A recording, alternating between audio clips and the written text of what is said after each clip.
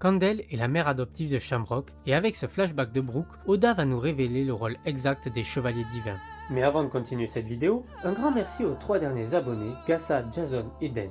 Abonne-toi si toi aussi tu veux être cité dans la prochaine vidéo.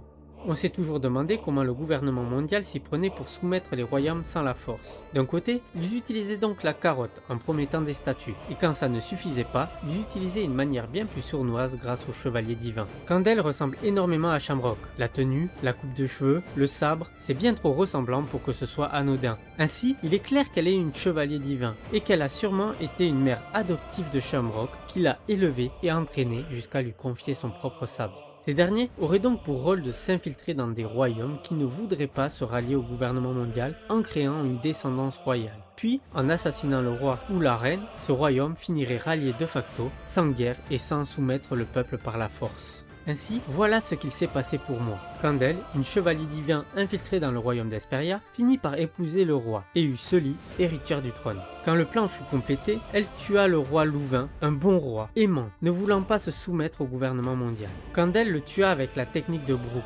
Et quand Brooke a découvert le corps, il a cru que c'était Sully, vu qu'il lui avait enseigné ces techniques. Mais Candel fut plus rapide et a fait accuser Brooke.